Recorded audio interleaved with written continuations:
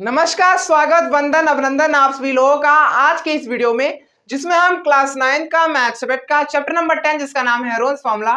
तो आज के इस वीडियो में हम इस चैप्टर के एक क्वेश्चन को अटेंड करने वाले हैं। तो बिना देरी के शुरुआत करते हैं आज के इस वीडियो की और श्री करते हैं इस क्वेश्चन प्रैक्टिस की वीडियो का। तो आज के इस वीडियो का सबसे पहला क्वेश्चन आपकी स्क्रीन पर शो हो रहा है, जो कि ये कह रहा है कि find the percentage increase in the area of a triangle if it's each side is doubled. तो इस वीडियो के जस्ट पिछली वीडियो में जो मैंने आपको क्वेश्चन करवाया था ना, बिल्कुल उसी क्वेश्चन से ये क्वेश्चन थोड़ा बहुत मैच कर रहा है और वही चीज बिल्कुल एग्जैक्ट चीज गिवन है। क्या गिवन है कि मान लीजिए एक ट्रायंगल है, ट्रायंगल ABC। मान लीजिए एक ट्रायंगल है, ट्रायंगल ABC। इस ट्रायंगल की पहली वाली साइड A के बराबर है, इस ट्रायंगल की दूसरी वाली साइड B के बराबर है और इस ट्रायंगल की तीसरी वाली साइड C के बराबर है। अब बिल्कुल इसी तरीके से मैंने एक और ट्रायंगल बनाया, मान लीजिए ट्रायंगल DEF। मान लीजिए ट्रायंगल DEF, ठीक। तो इस ट्रायंगल के जितने भी साइड्स हैं वे इस ट्रायंगल के सभी साइड से दुगना है। मैंने क्या कहा? मैंने ये कहा कि अगर इस ट्रायंगल का ये वाला साइड A के बराबर है तो इस ट्रायंगल का बिल्कुल ये वाला साइड 2A के बराबर होगा, यानी कि दुगना होगा। बिल्कुल उसी तरीके से अगर इस ट्रायंगल का ये वाला साइड B के बराबर है तो इस ट्रायंगल का ये वाला साइड 2B के बराबर हो जाएगा, यानी दुगना हो जाएगा। बिल्कुल उसी तरीके से अगर इस ट्रायंगल का ये वाला साइड C के बराबर है तो इस ट्रायंगल का ये वाला साइड 2C के बराबर हो जाएगा, यानी दुगना हो जाएगा।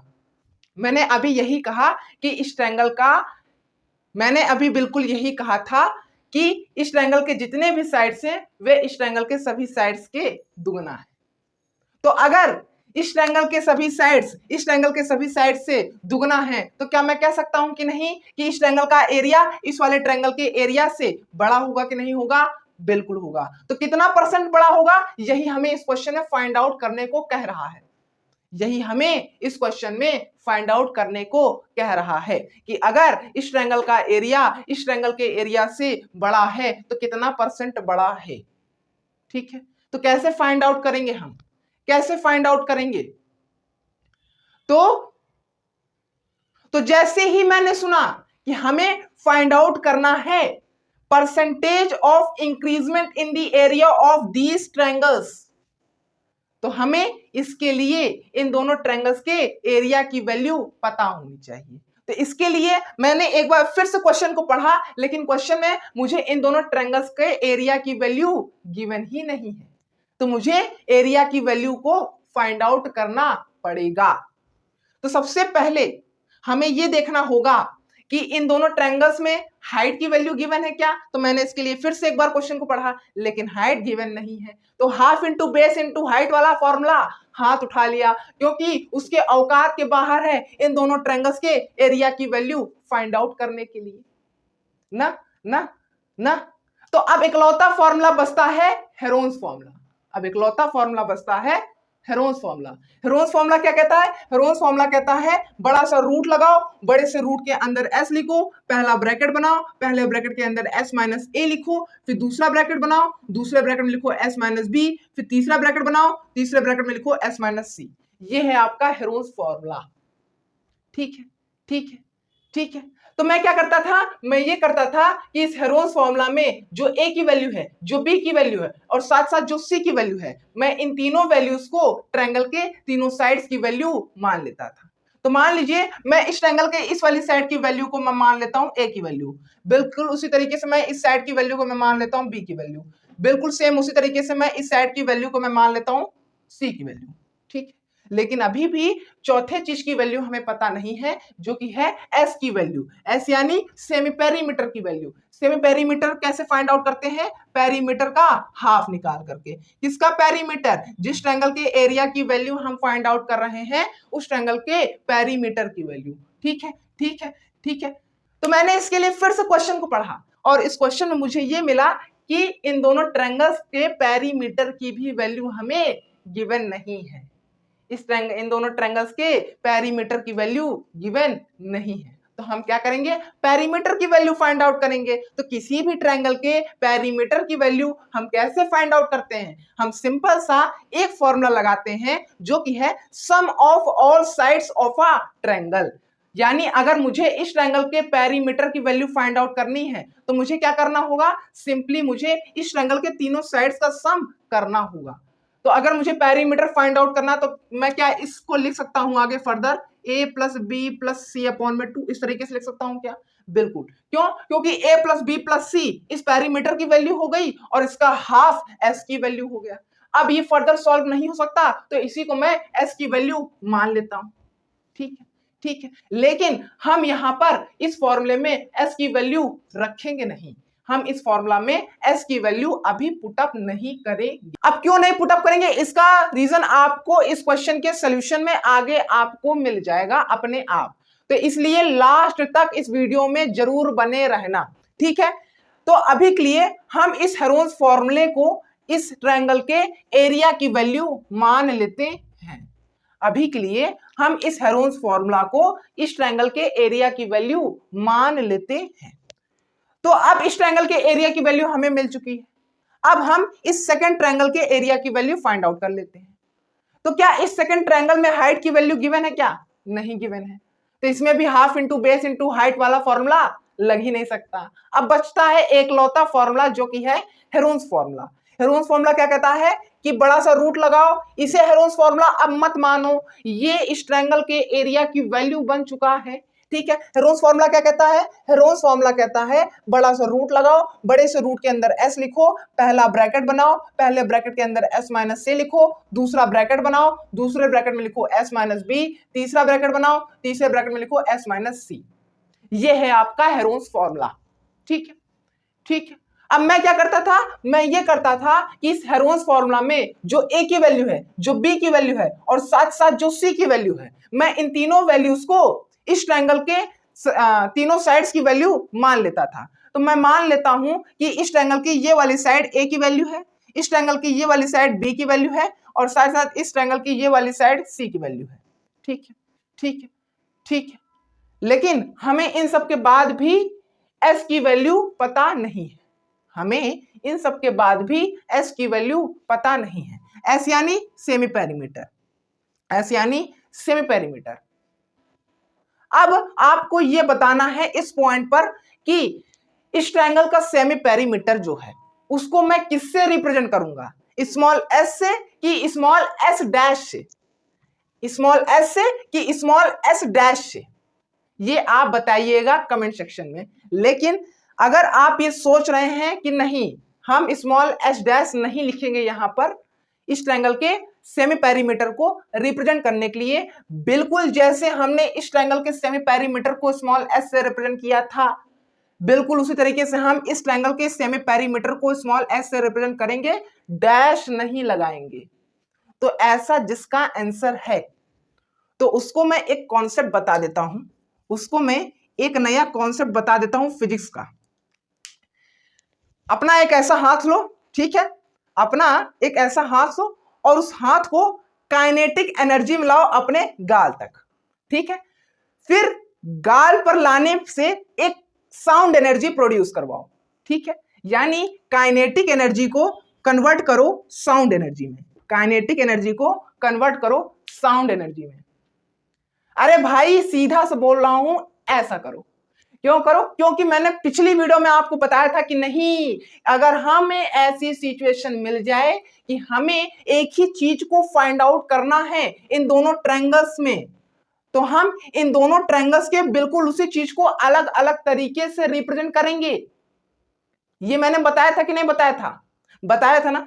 तो अगर मैं इस ट्रायंगल के सेमी पेरीमीटर को स्मॉल s से रिप्रेजेंट कर रहा हूं तो इस ट्रायंगल के सेमी पेरीमीटर को मैं स्मॉल s डैश से रिप्रेजेंट करूंगा। ये मैंने आपको अच्छे तरीके से बताया था, ये मैंने आपको अच्छे तरीके से बताया था, और क्यों हम करते हैं ये भी मैंने बताया था। अगर आप दोनों चीजों में स्मॉल s लिख दोगे तो आप खुद कंफ्यूज हो जाओगे कि कौन सा s किस ट्रायंगल के सेमी पेरीमीटर की वैल्यू है। तो अब अगर आप यहां पर एक ट्रायंगल के सेमी पेरीमीटर को रिप्रेजेंट करते हो स्मॉल एस से और दूसरे ट्रायंगल के सेमी पेरीमीटर को रिप्रेजेंट करते हो स्मॉल एस डैश से, तो आपको ये क्लियर रहेगा कि ये स्मॉल एस इस ट्रायंगल का सेमी पेरीमीटर है और ये स्मॉल एस डैश इस ट्रायंगल के सेमी पेरीमीटर की वैल्यू है। ठीक है, ठीक है, ठीक है। आंसर तो दोनों तरीके से निकल आएगा, आंसर तो दोनों तरीके से निकल आएगा, लेकिन अगर आप सॉल्यूशन में कंफ्यूज हो जाओगे तो आपकी गलती होना तय है और आपका आंसर हमेशा गलत आएगा। ठीक है, ये एस डैश और एस हम इसलिए लिखते हैं एक ही चीज को रिप्रेजेंट करने के लिए, ताकि हम उस चीज को सॉल्व करते समय, उस क्वेश्चन को, उस प्रॉब्लम को सॉल्व करते समय हम कंफ्यूज ना हो जाए, इसलिए हम इस तरीके से रिप्रेजेंट करते हैं एक ही चीज को एक ही क्वेश्चन में। ठीक है, ठीक है, ठीक है। तो अब एस की वैल्यू हो गई, ये हमें निकालना किसकी वैल्यू है, एस डैश की वैल्यू, यानी इस ट्रायंगल के सेमी पेरीमीटर की वैल्यू। सेमी पेरीमीटर में कैसे फाइंड आउट करते हैं, पेरीमीटर का हाफ निकाल करके, पेरीमीटर का हाफ निकाल करके। किसका पेरीमीटर, जिस ट्रायंगल के एरिया की वैल्यू हम फाइंड आउट कर रहे हैं उस ट्रायंगल का पेरीमीटर। ठीक है, तो अगर मुझे किसी भी ट्रायंगल के पेरीमीटर की वैल्यू फाइंड आउट करना है तो मैं क्या करूंगा, सिंपली हम एक फॉर्मूला अप्लाई करेंगे जो कि है sum of all sides of a triangle. तो अगर मुझे इस ट्रायंगल का पेरीमीटर फाइंड आउट करना है तो मैं क्या सिंपली इस तरीके से लिखूंगा 2a + 2b + 2c अपॉन में 2। क्या मैं इस तरीके से इसको लिख सकता हूं, क्या मैं इस तरीके से इसको रिप्रेजेंट कर सकता हूं, बिल्कुल कर सकता हूं। अब भाई 2a + 2b + 2c पेरीमीटर हो गया इस ट्रायंगल का और उसका हाफ एस डैश की वैल्यू हो गई, यानी इस ट्रायंगल के सेमी पेरीमीटर की वैल्यू हो गई। ठीक है, ठीक है, ठीक है। अब आप इसको फर्दर सॉल्व कर सकते हो, ऐसा नहीं है कि ये अब आगे फर्दर सॉल्व नहीं होगा तो अब इसी को ही हम एस डैश की वैल्यू मान लेते हैं, नहीं, इसे भी आप फर्दर सॉल्व कर सकते हो। कैसे सॉल्व कर सकते हो, तो देखिए मैं इन तीनों में से 2 कॉमन ले लेता हूं, तो क्या मुझे मिलेगा 2 ब्रैकेट में a + b + c bracket close upon में 2। क्या इस तरीके से एक्सप्रेशन मिलेगा 2 कॉमन लेने पर इन तीन चीजों में से, बिल्कुल मिलेगा ये एक्सप्रेशन, बिल्कुल मिलेगा ये एक्सप्रेशन। तो क्या इस एक्सप्रेशन में से जो a + b + c है अपॉन में 2 है वो इस s की वैल्यू है, बिल्कुल है। तो क्या मैं इस एक्सप्रेशन को और फर्दर जाकर के 2s लिख सकता हूं, बिल्कुल लिख सकता हूं। क्यों, क्योंकि 2 तो ये हो गया और a + b + c अपॉन में 2 ये s की वैल्यू है, तो इसलिए मैंने और फर्दर जाकर के इसको 2s लिख दिया। ठीक है, अब ये अपने सिंपल फॉर्म में आ चुका है, इससे सिंपलेस्ट फॉर्म कोई हो नहीं सकता। तो अब हम इसी चीज को इस हेरोन्स फॉर्मूला में अप्लाई करेंगे। अब इन चारों वैल्यूज को हम इस हेरोन्स फॉर्मूला में अप्लाई कर देंगे। ठीक है, तो अप्लाई करने के बाद मुझे कुछ इस तरीके का एक्सप्रेशन मिलेगा। किस तरीके का, 2s bracket 2s - 2a bracket close bracket 2s - 2b bracket close bracket 2s - 2c bracket close. इस तरीके का मुझे एक्सप्रेशन मिल जाएगा। अब क्या करूंगा मैं, अब मैं इन तीनों ब्रैकेट में से 2 को कॉमन ले लूंगा, तो मुझे किस तरीके का एक्सप्रेशन मिलेगा, मुझे इस तरीके का एक्सप्रेशन मिलेगा 2s × 2 ब्रैकेट s - a, फिर multiply by 2 bracket s - b, फिर multiply by 2 bracket s - c। इस तरीके का मुझे एक्सप्रेशन मिल जाएगा। ठीक है, तो क्या मैं इस एक्सप्रेशन को कुछ इस तरीके से लिख सकता हूं, किस तरीके से, तो देखिए 2 × 2 × 2 × 2 × s ब्रैकेट s - a, दूसरा ब्रैकेट s - b, तीसरा ब्रैकेट s - c। ठीक है, ठीक है, क्या मैं इस तरीके से लिख सकता हूं, बिल्कुल लिख सकता हूं। अब मैंने आपको बताया था कि किस तरीके से हम नंबर्स को रूट के बाहर लाते हैं। मैंने क्या बताया था आपको, मैंने आपको यह बताया था कि रूट के अंदर जिस जिस नंबर का जितना पेयर बन रहा है हम उस नंबर को रूट के बाहर उतनी बार लिख देते हैं। मैंने क्या कहा, मैंने ये कहा एग्जाम्पल के तौर पर मान लीजिए यहां पर रूट के अंदर 2 के 2 पेयर बन रहे हैं, तो मैं क्या करूंगा, इन नंबर्स, तो मैं क्या करूंगा, इन नंबर्स को रूट के बाहर लाने के लिए मैं सिंपली 2 को 2 बार रूट के बाहर लिख दूंगा और बाकी इन सबका तो पेयर बन नहीं रहा, तो ये लोग सिंपली रूट के अंदर ही रहेंगे। तो कुछ इस तरीके का एक्सप्रेशन आपको देखने को मिलेगा। किस तरीके का, बड़ा सा रूट, उसके अंदर s ब्रैकेट s - a, दूसरा ब्रैकेट s - b, तीसरा ब्रैकेट s - c। ठीक है, इस तरीके का एक्सप्रेशन मिलेगा। अब आप इसे फर्दर सॉल्व करोगे तो आपको मिलेगा 4 2 2 जा 4 हो जाएगा ना, तो 4 बड़ा सा रूट, उसके अंदर s, पहला ब्रैकेट s माइनस a, दूसरा ब्रैकेट s माइनस b, तीसरा ब्रैकेट s माइनस c। ठीक है, ठीक है। तो इस तरीके से आपको एक्सप्रेशन आगे जाकर के मिल जाएगा इसको सिंप्लीफाई करने पर। ठीक है, ठीक है, ठीक है।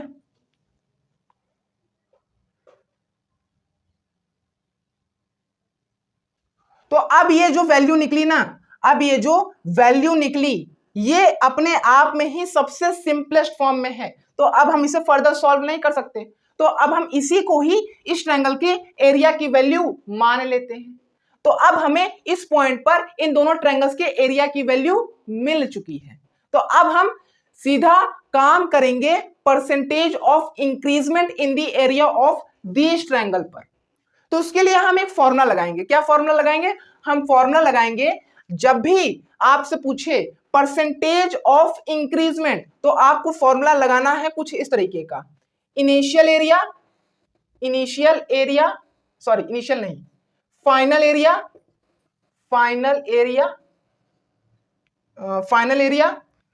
माइनस इनिशियल एरिया अपॉन में इनिशियल एरिया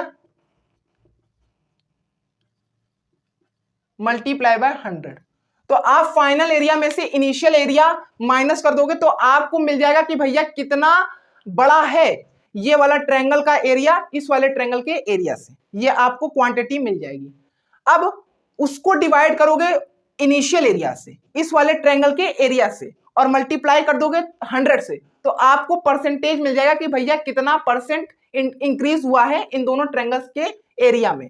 ठीक है, ठीक है। तो इस तरीके से आपको इस क्वेश्चन में फॉर्मूला लगाना है percentage of increment in the area of this triangle को फाइंड आउट करने के लिए, जो हमें क्वेश्चन में पूछ रहा है। ठीक है, तो क्या आंसर आएगा वैल्यूज को पुट करने के बाद, ये आप कमेंट सेक्शन में बताइएगा। मैं इस पॉइंट पर इस सॉल्यूशन को छोड़ रहा हूं, इस क्वेश्चन को, और लास्ट में आपको मैं एक और टिप दे देता हूं, बोनस टिप। आप ऐसा कह सकते हो कि जब भी अगर आपसे पूछ ले कि भैया परसेंटेज ऑफ इंक्रीजमेंट मत बताओ, परसेंटेज ऑफ डिक्रीजमेंट बताओ, तो आपको कौन सा फॉर्मूला लगाना है? आपको फॉर्मूला लगाना है इनिशियल एरिया माइनस में फाइनल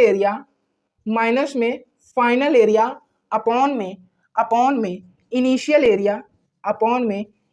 एरिया मल्टीप्लाई बाय 100। ठीक, ठीक है। तो इस क्वेश्चन में आपको परसेंटेज ऑफ इंक्रीजमेंट के लिए ये फॉर्मूला नहीं लगाना है, आपको लगाना कौन सा है? ये वाला फॉर्मूला। ठीक है, क्योंकि आपसे पूछ रहा परसेंटेज ऑफ इंक्रीजमेंट, तो आपको परसेंटेज ऑफ इंक्रीजमेंट निकालने के लिए ये वाला फॉर्मूला लगाना है, और जब भी आपसे कहे कि भैया हमको परसेंटेज ऑफ डिक्रीजमेंट बताओ, तो आपको ये वाला फॉर्मूला लगाना है। ठीक है, इसे आप कहीं बगल में लिख लो या दीवार पे लगा के चिपका दो, ताकि आपको याद रखे, या जब भी आप एग्जाम में ऐसे क्वेश्चन को देखो तो आपको ये फॉर्मूला याद आ जाए। ठीक है, ठीक है। तो जो फाइनल आंसर आए इस क्वेश्चन के सोल्यूशन का या इस क्वेश्चन का, तो मुझे आप कमेंट सेक्शन में जरूर बताइएगा। मैं आपको बताऊंगा कि आपका आंसर करेक्ट है या रॉन्ग है। ठीक है, लेकिन मैं आपको एक हिंट दे दे रहा हूं, नहीं तो आप कंफ्यूज हो जाओगे। आपको इस चीज को वेरिएबल मान के चलना है, आपको इस चीज को वेरिएबल मान के चलना है। ठीक है, आपको इस चीज को वेरिएबल मान के चलना है। ठीक है, ठीक है। मैंने क्या कहा? मैंने कहा कि इस चीज को वेरिएबल मान के चलना है, तो बिल्कुल वही चीज इसमें भी तो मिल रही है। तो इसमें 4 को छोड़ करके जो बाकी का पार्ट है उसको भी आपको वेरिएबल मानना है। ठीक है, तो आप ऐसे आप सॉल्व करोगे इन दोनों वैल्यूज को पुट करके इस फॉर्मूला में, तो आपका आंसर जरूर निकलेगा। ठीक है, तो अभी तक के लिए सिर्फ इतना ही। लास्ट तक के लिए बढ़ने के लिए थैंक यू सो मच। जितनी चीजें मैंने आपको समझाई उतनी चीजें आपको समझ में आई हो तो वीडियो को लाइक, वीडियो को शेयर, चैनल को सब्सक्राइब जरूर करिएगा। एक बार फिर से लास्ट तक के लिए बढ़ने के लिए थैंक यू सो मच।